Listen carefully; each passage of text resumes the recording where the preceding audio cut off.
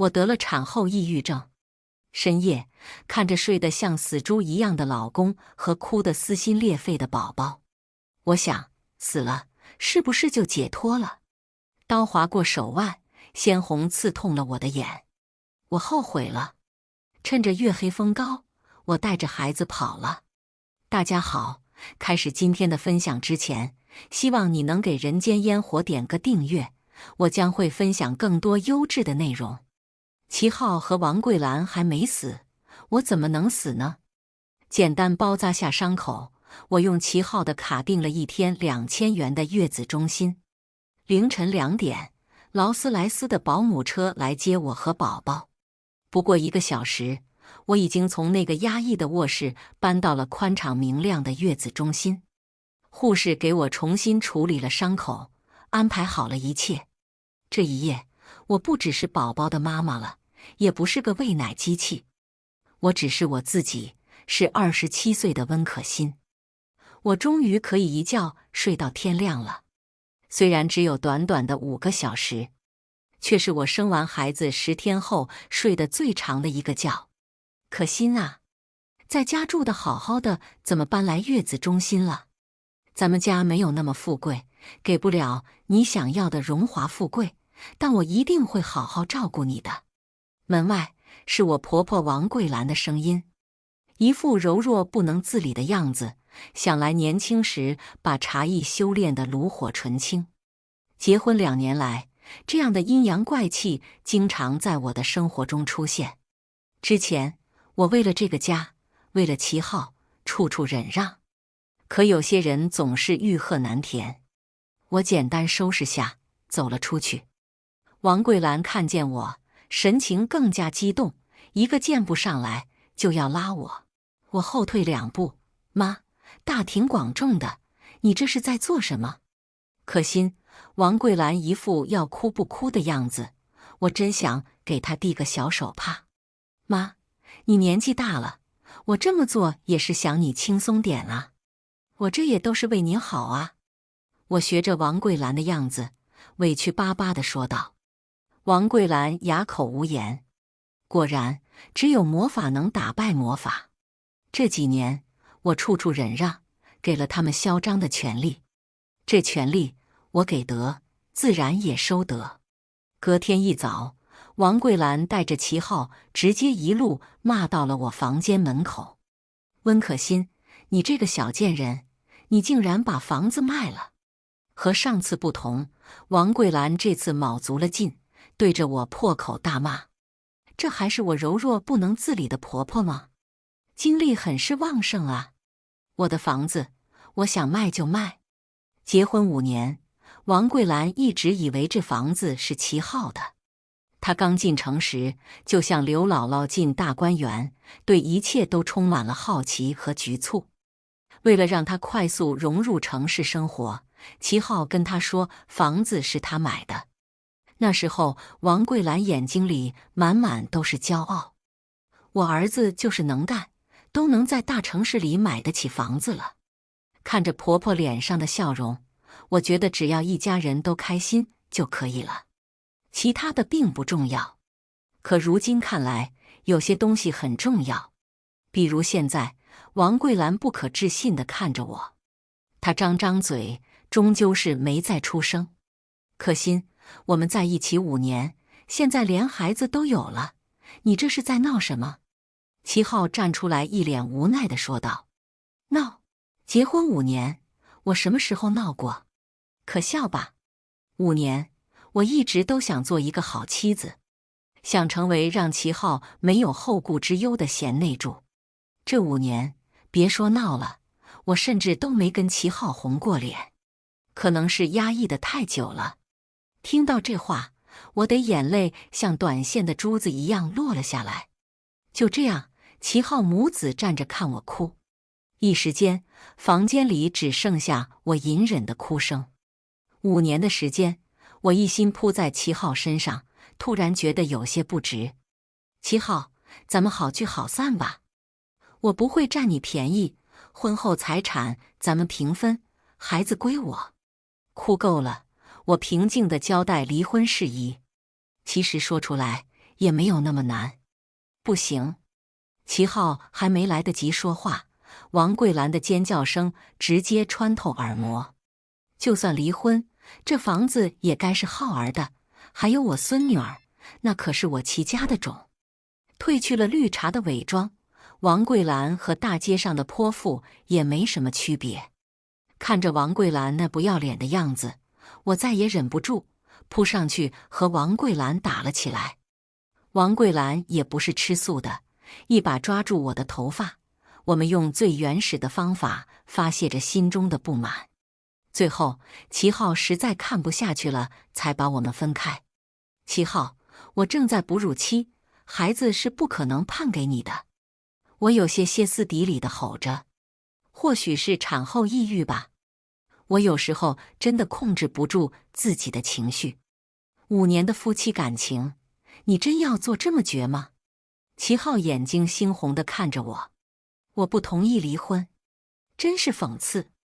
不知道的还以为齐浩有多爱我呢。彼时我已经怀孕5个月了，身子慢慢变重，做什么都显得吃力。王桂兰的眼中又只有儿子，根本就不乐意搭理我。齐浩在的时候，我还能跟着他蹭顿饭吃。齐浩不在，我连口王桂兰烧的水都喝不上。齐浩，我想吃荣记的小龙虾了，你下班回来给我买点吧。那时齐浩是怎么说的呢？妈昨天刚蒸了螃蟹，今天怎么又吃虾呀？海鲜这么贵，就不能省着点吗？可他忘了，前一天王桂兰以孕妇不能吃寒性食物，全部给了齐浩。那我就起诉离婚。似乎没想到我如此决绝，齐浩愣了一下。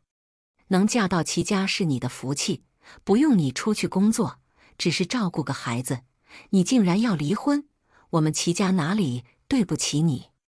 在王桂兰眼里，他们齐家高贵的不得了，能嫁进他们家是我前世修的福分，我应该高兴的每天烧香拜佛。福气？能娶到我才是你们齐家的福气。齐浩，当初不也是个从农村过来的穷小子吗？是我跟他结婚，他才在大城市里拥有了属于自己的家。没有我，王桂兰还不知道在哪个山沟沟里呢。这场谈话，我们不欢而散。我叫保安将他们母子轰了出去。这天晚上，把孩子哄睡，放到婴儿房里后，我也沉沉地睡去。半夜，警报声响起，门外一阵嘈杂。快来人啊！有人偷孩子！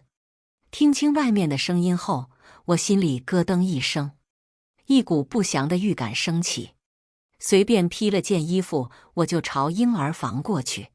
外面都是孩子的哭声，越往前走，我越是不安。直到看到穿着保洁服的王桂兰，孩子呢？我的孩子呢？我冲过去找宝宝。这一瞬间，内疚、痛苦、后悔全部席卷而来。我应该早点看清齐浩母子，我应该好好看好宝宝。我不是一个好妈妈。在我快要崩溃的时候，我看到了宝宝。此时他正乖乖地躺在护士的怀里，他睡得很沉，呼吸节奏缓慢柔和。睡着，突然笑了起来，好像在做什么美梦。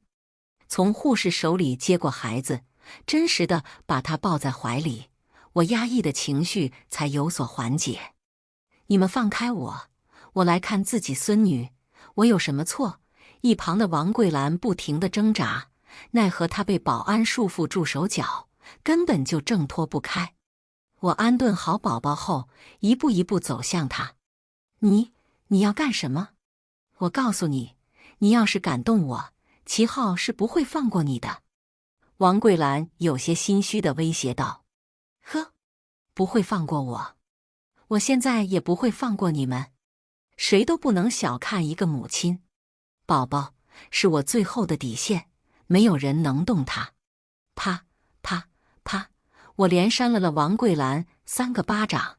这几下我用尽了全身的力气，扇完我的手都在发抖，但我不后悔。看着在地上撒泼打滚的王桂兰，我心里只有恨意。我报了警，月子中心的监控可以证明她是蓄意来偷宝宝的。无论怎么狡辩，王桂兰还是被警方带走了。可心，妈只是想孩子了，她没有别的意思。警局里，齐浩隐忍着怒意，希望我把这件事一笔带过。齐浩，那可是你的孩子，要是今天他有个三长两短，后面的话我没说完，我不敢想那样的后果。可她也是我妈呀。现在孩子没事，你就不要再闹了。孩子没事？我有些陌生地看着齐浩。要是孩子有事，就算玉石俱焚，我都会杀了王桂兰的。爱一个人，可能是因为某个瞬间、某个举动；不爱也是。此刻，我对齐浩彻底绝望了。5年前，母亲刚去世没多久，我每天都是浑浑噩噩的。直到那天，我在路上遇到了温柔开朗的齐浩，我对他一见钟情，不可自拔。或许是天意使然，我们两个很聊得来。那天我们聊了很久，我看着眼前侃侃而谈的青年，心不自觉地为他跳动。我知道他在租房子，便顺势提出了让他住在我家，且不收房租。就这样，我们住在了一起。齐浩的存在让我孤独的内心燃起了希望，我变得有些依赖他，离不开他。3个月后，我提出了结婚。出乎意料的是，他同意了。我们闪婚了。婚后，他隐藏在骨子里的陋习逐渐显现出来。他开始抱怨自己油菜花却不受重用，认为全世界都欠他。而我心中，他仍然是我初见时那个阳光的男人，对他处处忍让。或许从一开始我就错了。这一次，无论齐浩如何哀求，我都没有放过王桂兰。为母则刚，伤害我孩子的人，我永远不会原谅。无论这个是谁，天王老子也不行。王桂兰被拘留了15天。警局门口，齐浩一脸阴沉地看着我。温可心，你太狠了。这几年，妈对你怎么样，你不知道吗？王桂兰成天齐浩面前一套，我面前一套，我可是太知道了。齐浩面前她是身软娇弱的好妈妈，我面前她可是尖酸刻薄的婆婆。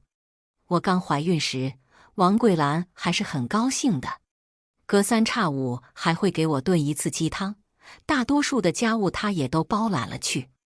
我甚至出现了错觉，觉得有了孩子后，我的生活会幸福很多。直到那次产检，让我知道了一切的一切都像泡沫般不切实际。产检的大夫是王桂兰求爷爷告奶奶找到的，他可以告诉家属男女。B 超做完后，女大夫冲王桂兰摇摇头，王桂兰的脸当场就垮了下来，竟然是个女孩子，真是晦气。说完，她转身就走，甚至都没等我检查完。自那之后，我的生活质量一落千丈。王桂兰对我和我肚子里的宝宝也是不闻不问。要是按照齐浩的话，他妈对我真的不咋地。之前我让他们住在我的地盘，都是仁慈了。齐浩，我最后跟你说一次，你最好是同意离婚。若是他离婚，我们好聚好散；若是不离婚，即使拼个鱼死网破，我也不会让他占到一丝一毫的便宜。都已经听到这里了，记得给人间烟火点个订阅吧。制作不易，我们故事继续。回到月子中心，宝宝已经睡着了。可心，这件事你要早做打算，你那个婆婆不是个善茬。月子中心的店长燕心好心提醒我，我何尝不知，以王桂兰那睚眦必报的性格，出狱后必定不会善罢甘休。我这里有个好主意。燕心的话引起了我极大的注意。他是月子中心的店长，职场打拼多年，他的斗争经验很是丰富。月子中心为了扩张，打算找个活招牌。而如今的我，面色蜡黄，身材走形，若是能在这里重新变得光鲜亮丽，那可比什么广告都来得实在。努力变得更美、更优秀，让渣男高攀不上，才是报复的最高境界。不得不说，燕心的话狠狠吸引着我，我心动了。直播是最容易将改变过程展现出来的方法，也是我和燕心商量后的结果。当然，事成之后，燕心也答应会给我一定的报酬，而我在这1个月里也会尽量满足月子中心的要求，将身体休养到最佳状态。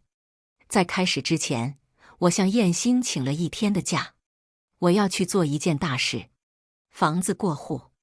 之前中介已经带人去看房子了，那人很满意。今日敲定价格后，齐浩便无家可归了。我母亲留给我的房子虽然不是很大，但地段很好，600万一次性付清，这个价格我很满意。对方只提出了一个要求，让齐浩10天之内搬出去。对于这个要求，我欣然答应。第2天，我带着中介敲响了家门。没了王桂兰伺候的齐浩略显潦草，桌子上还有没扔的外卖盒子，地上散落着几只臭袜子，沙发的外套乱发，整个屋里都乱七八糟的。你怎么回来了？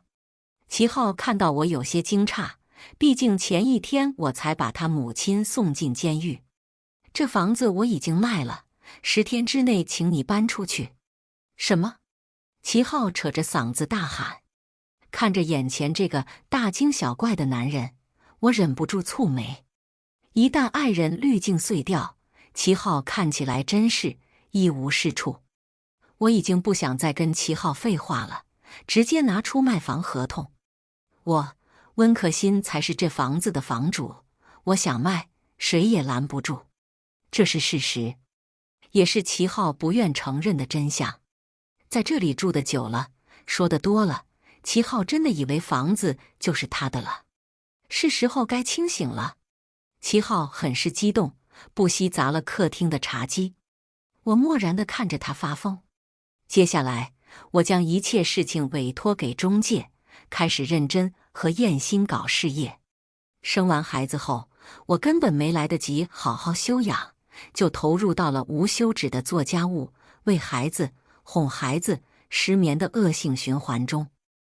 我现在的身体状态极差，脱发、漏尿、身体变胖，全部都找上门了。不是不焦虑，更多的是对现实的无可奈何。燕心针对我的身体状况，制定了一套详细的月子计划。第1个星期，最重要的就是养精蓄锐，增强身体抵抗力，改善我的睡眠质量。大家好，我叫温可欣，是一位刚刚生完孩子10天的妈妈。一开始，燕心制定的产后计划都是比较温和的，我的身体也慢慢恢复。直播间的粉丝数量也肉眼可见的增加。哇，才短短10天而已，姐妹的气色肉眼可见的变好啊！是啊，她刚直播时看起来真的很憔悴，我都不敢相信那是一个20多岁的女生。感觉姐姐越看越好看，气质也很温婉。网上清一色的好评，我笑着跟大家打完招呼后，结束了这1天的直播。亲爱的，这是这10天的酬劳。自从你直播后，我们月子中心的订单直接翻了1倍，继续加油。燕心没有给我打钱，而是取了现金给我。看着厚厚一沓子钱，我眼睛酸涩。5年了，我终于不在手心朝上向别人要钱了，也不用再依附任何人了。亲爱的，相信我，你前途不可限量，要继续加油。我狠狠地点头。我很感谢燕心，她让我看到了独立女性有多迷人。以前，齐浩和王桂兰总是觉得女人天生就应该在家相夫教子，我也是那样做的。可现在我发现，女人最重要的是独立，不去做攀附别人的菟丝子。10天期限已到，中介跟我说齐浩拒绝搬家，甚至撒泼打滚耍无赖，真是够没品的。既然软的不行，那就来硬的。我打开手机，拨打了110。警官叔叔来得很快，半个小时后，我直接在警局见到了齐浩。警官同志，这房子是我的婚前财产，我有权利自行处置。我把相关的资料摆在桌子上。警方似是没想到我们之间的关系，愣了一瞬，才拿起桌上的资料。趁这个空档，我抬眼打量齐浩。和我上次见他不同，齐浩这次西装革履，连头发都梳得一丝不苟。看我的眼神中藏着轻蔑和愤恨。没了王桂兰，齐浩的生活还能过得这么潇洒？他平常一个衣来伸手、饭来张口的人，竟然打扮得这么精致，我心中不免生疑。不过现在最重要的还是让他搬出去，毕竟那600万可不等人呐。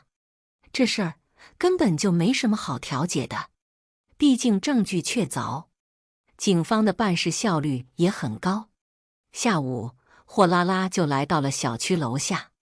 为了避免齐浩继续赖在这里，我甚至贴心地找了2个家政阿姨，帮他把那些破烂全部清理出去。除去我和宝宝的东西，其他的全部都扔到货拉拉上。他爱搬哪就搬哪。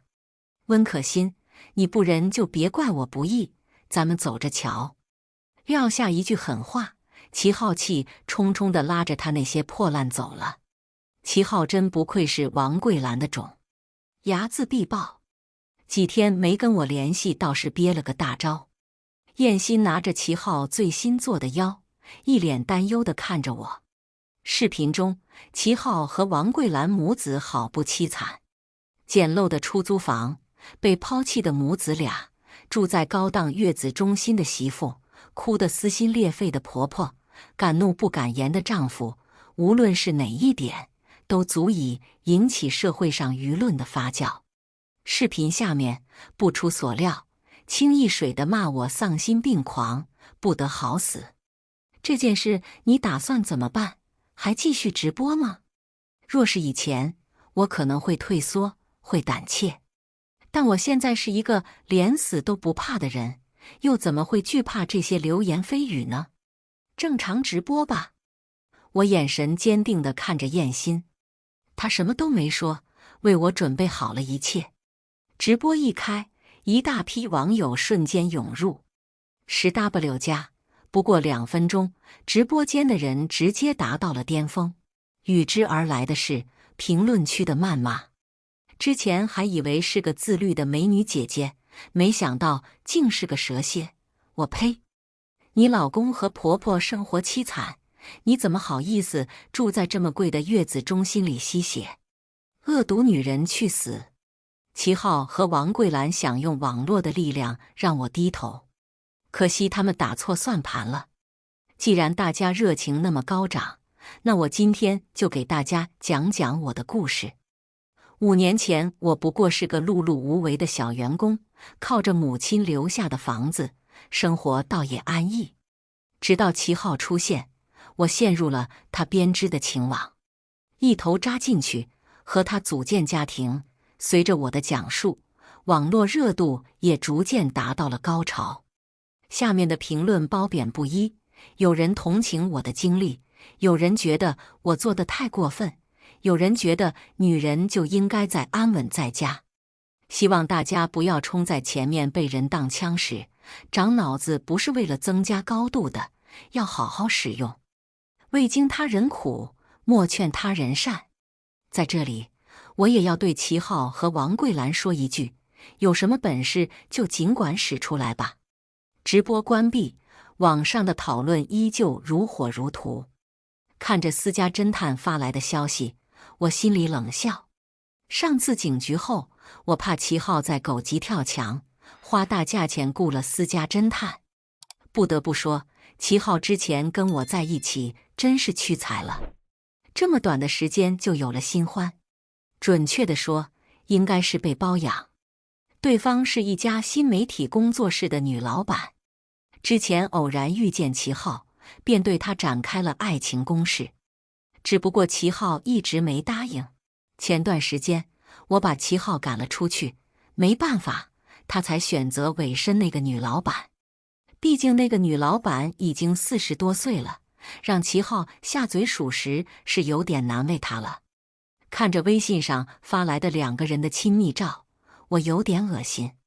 怪不得之前齐浩发的视频能引来那么大的流量，背后有人腰板就是硬啊。不过齐浩可能忘了，他现在还是已婚之身，婚内出轨，我可以让他净身出户。不过我不打算现在就把照片爆出来，我要让齐浩和王桂兰感受一下爬到高点，然后摔下来的感觉。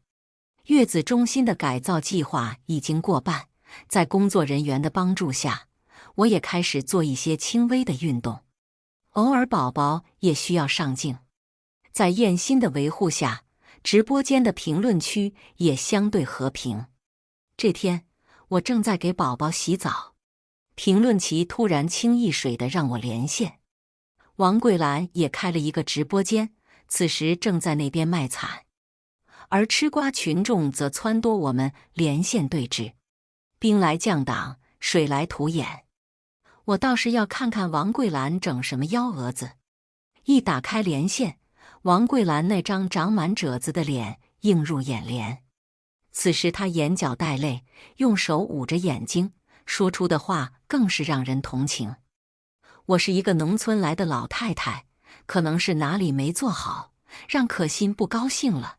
呜呵，真能装！奥斯卡都欠他一个小金人。这一套，有些网友还是很买账的。林子大了，什么鸟都有。这种儿媳妇真的要不得。之前大家总是说恶婆婆，现实生活中还是有很多恶媳妇的。老人家辛苦一辈子，没想到临了还不能含饴弄孙。之前可心姐曾在直播中辟谣，没准是她在直播间故意装的呢。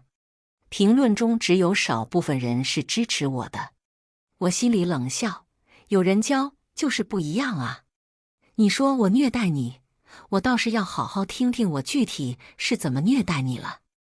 我在直播间冷冷开口，王桂兰顿时把要说的话憋了回去，瞪大眼睛看着我，眼底的狠戾一闪而过。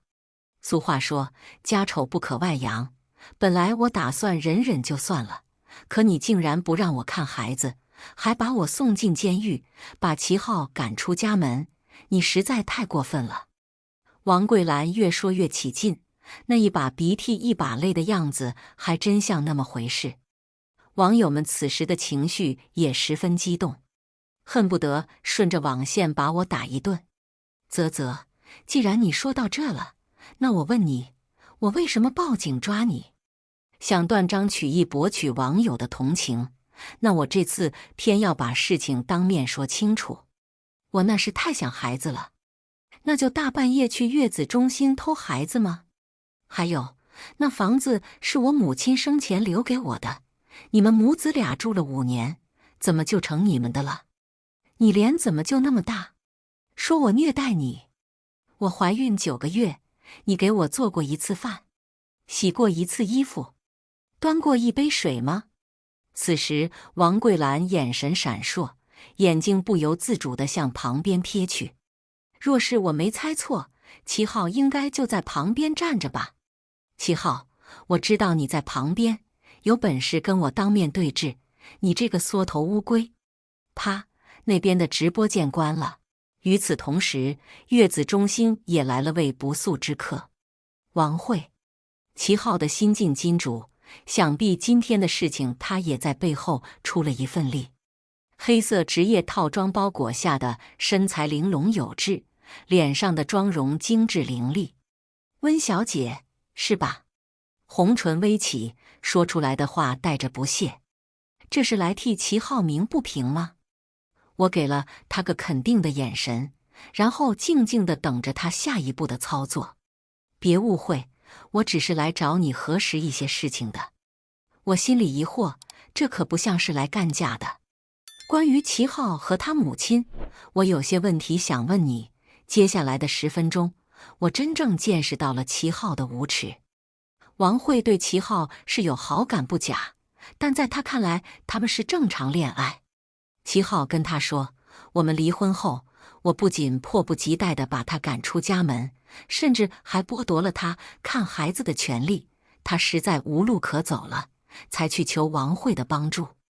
我实在想不通，王慧好歹也是个有阅历的女人，怎么就相信了齐浩呢？难道恋爱脑发作了？秉承着敌人的敌人就是朋友的原则，我向王慧普及了夏齐浩和王桂兰这2个人。相信这个世界上没有人能比我更了解他们了。越听王慧的脸色越黑，常年打雁，没想到有朝一日竟被雁啄了眼。这话他几乎是咬牙切说出来的。估计此时王慧手撕了齐浩的心都有了。王总，要不要联手？我真诚地看着他。王慧走后，我看着怀里的宝宝一阵安心。虽然齐浩是个渣男，但我一定会好好教我的宝宝。当天晚上，王慧便安排了一场直播。直播的主角齐浩和王桂兰正一脸兴奋地坐在直播台前。吃瓜群众奔走相告，直播间里的人数再次突破10W 加。大家好，我是齐浩，这是我的母亲。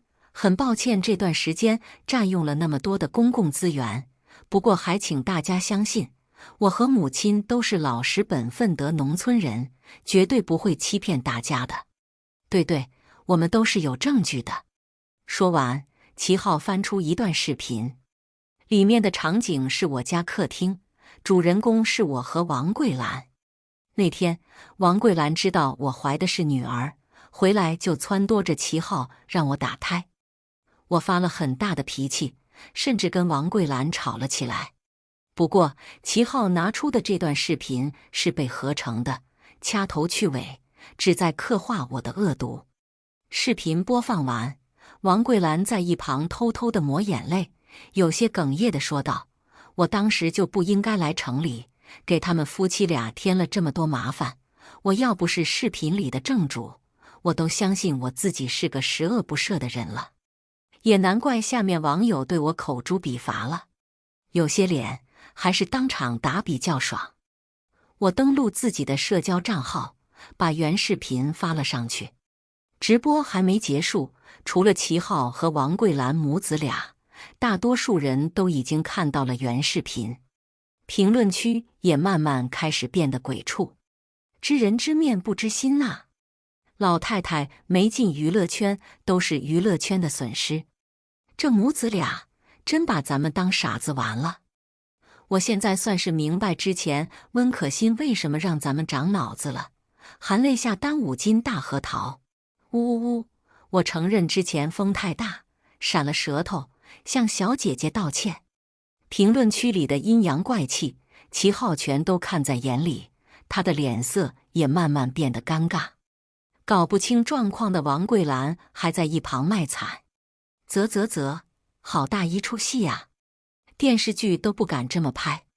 视频是我提供给王慧的，那是我卖房子时收拾出来的东西。齐浩若没有害人之心，也不会落到如今人人喊打的地步。直播结束没多久，2人直接拖着行李来到了月子中心，美其名曰我们是一家人。哎呀，夫妻间床头吵架床尾和，齐浩已经知错了。可心，你就不要再闹了。我真是要被气笑了。都闹到现在这个地步了，王桂兰竟然还敢舔着脸说这种话，真是讽刺。大家都是成年人，别给脸不要脸。齐浩，我现在看见你就觉得恶心，更别说复合了。齐浩脸色铁青，温可欣，你别忘了，咱们还有个孩子，难道你就不怕长大后他管你要爸爸吗？有你这样的爸爸，不如没有。见跟我说不通，王桂兰推开我就想去抱孩子。王桂兰，我冲她大吼。眼见王桂兰还是往里冲，我拿起门后的棍子，直接冲齐浩抡过去。这次我没有收力道，齐浩疼得在地上蜷缩。王桂兰此时也顾不上其他，一个箭步冲到我面前就要打我。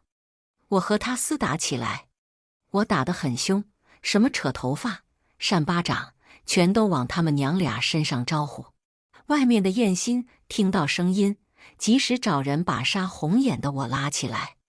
王桂兰被打得脸颊红肿，头发乱糟糟的，一边哭一边大骂我是小贱人。齐浩因为我那一棍子，也疼得在地上打滚。当然，我的身上也被王桂兰抓伤了好几个地方。不过我不在乎，打完之后感觉整个人都痛快多了。早就想动手了，忍了这么久，终于愿望成真了。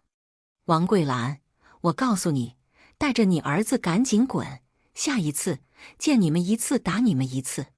还有，那是我的孩子，他以后就叫温笑笑，跟你们齐家半毛钱关系都没有。再敢动我女儿，我跟你拼命！齐浩和王桂兰被燕心叫保安赶了出去。我起诉离婚了。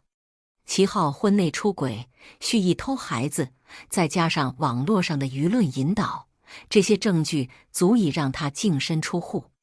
齐浩之前所在的公司也开除了他，想来他也很难再翻出什么花来了。相较于齐浩的悲催，我如今的事业可算是如日中天了。本身我直播就吸引来一批人气，再加上我和齐浩在网上3番2次斗法，我也因此收获了更多的粉丝。燕心的月子中心每天都接订单接到手软，他又新开了家月子中心。可心，我跟总部申请了下，鉴于你最近的表现，准备让你去做新店的店长，你意向如何？一瞬间，我感觉自己被巨大的惊喜砸中。真的吗？比真金还真呢。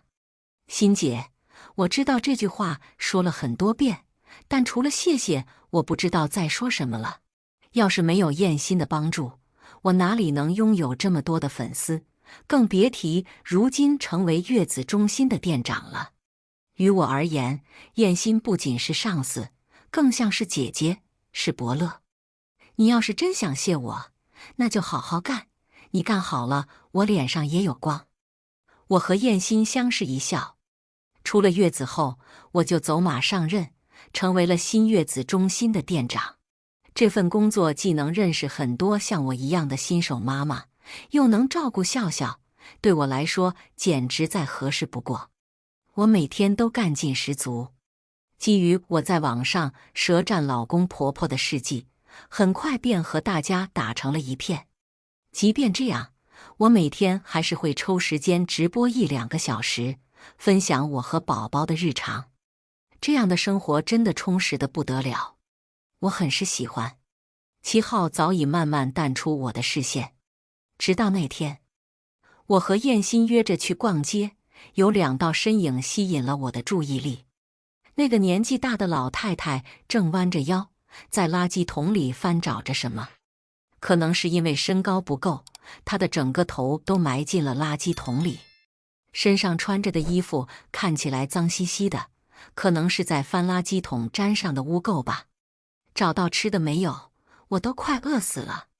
一旁的男子不耐地催促着。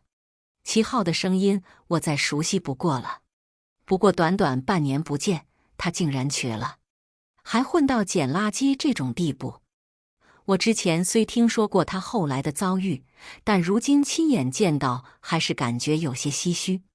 自从上次在月子中心分开后，齐浩如过街老鼠般招人厌烦，不仅丢了工作，就连周围的朋友也都开始远离他。他把手里的钱全部拿去创业了，一败涂地。听说他欠了一大笔高利贷，还不上钱，对方气狠了，直接把他的腿打断了。一会儿时间，王桂兰已经找到了半块面包。他颤颤巍巍地拿给齐浩，有些激动地说道：“快，浩儿，你快吃。”齐浩有些嫌弃地接过：“要不是你当初那样对温可心，我怎么可能落到如今地步？”王桂兰站在一旁讪讪地挠挠头，一句话不敢说。四目相对，王桂兰看见了我。那一瞬间，我看到了她眼中的期盼。我心里不觉好笑，她凭什么认为经历了这么多事情后，我还能接纳他们？走吧。我挽着燕心的手进了本市最大的购物中心。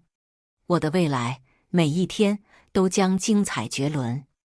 以上就是今天分享的故事，大家有什么想说的、想吐槽的，欢迎在下方评论交流，也更希望能给人间烟火点个订阅，我将会分享更多优质的故事内容。